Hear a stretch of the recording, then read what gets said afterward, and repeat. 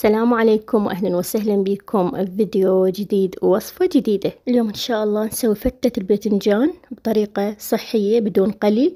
عندنا هنا باذنجان واليوم حبيت اضيف وياه بوتيتة، وهنا عندي عيش نحتاج تقريبا 3 قرص، وهنا عندنا كوبين من اللبن، هاي الخلطة اللي نخليها فوق او الصلصة، وياهم ربع كوب راشي، وعندي فصين ثوم مثروم ناعم، وعصير ليمونة، وأكيد أحتاج وياهم ملح.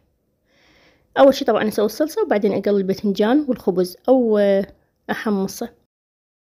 أول شي هاي هنا للصلصة أو الخلطة اللي نخليها فوق الفتة، خليت هنا اللبن ويا الراشي وعصير الليمون وهذا الثوم، وأضيف له ملعقة صغيرة ملح وأخلطهم. هاي هنا أسويها بالبداية حتى أغلفها زين وأخليها بالثلاجة بين ما أبدي أسوي الخضروات والخبز. هنا هاي كملت الخلطة مالتي، وجيت أول شي أسوي العيش. أبدي بهذا الشكل أقطعه إلى مربعات.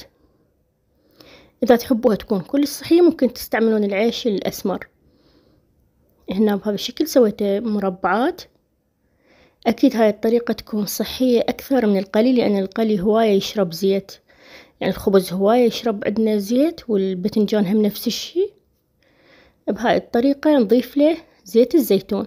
أنا خليت زيت الزيتون بهذا البخاخ مالت الزيت، وأبدي أرش كمية قليلة على العيش، وبهاي الطريقة نبدي ندخل زيت الزيتون بالعيش. واليوم هنا أسوي لكم إياه بالقلاية الهوائية، بس كل شوية نطلعه ونبدي نقلب الخبز حتى كله ياخذ لون واحد بهذا الشكل. لاحظوا شلون صار عندنا مقرمش ولونه كلش حلو. نخليه على صفحة ونبدي نسوي الباذنجان، لأن الباذنجان يحتاج يكون عندنا يعني نخليه فترة، نخلي له ملح حتى ينزل المي اللي موجود بيه. قطعته بهذا الشكل مكعبات، وأنا أحب يكون الباذنجان بقشرة. انتو إذا تحبون تقشروه عادي قشروه. تقريبا هنا عندي نص كيلو من الباذنجان بهذا الشكل سويته، وأخلي له ملح بالبداية. شوفوا شلون يكونون شوية المكعبات كبار، لأن إذا سويتهم كلش صغار ممكن يبسون من نحمصهم بالقلاية الهوائية. هاي هنا ثالث وحدة أسويها، حتى بعدين أضيف لهم الملح، وخلي الباذنجان على صفحة. ممكن تخلوه بمصفي حتى ينزل المي اللي بيه. هنا رشيته ملح وأتركه على جهة، وهنا أبدأ أسوي حبة البطاطا.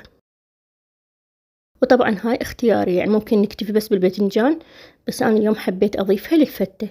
هم من بعد ما قشرتها وغسلتها سويتها بهذا الشكل مكعبات، ونزلتها بالقلاية الهوائية، وضفت لها هيك بخة زيت وملح.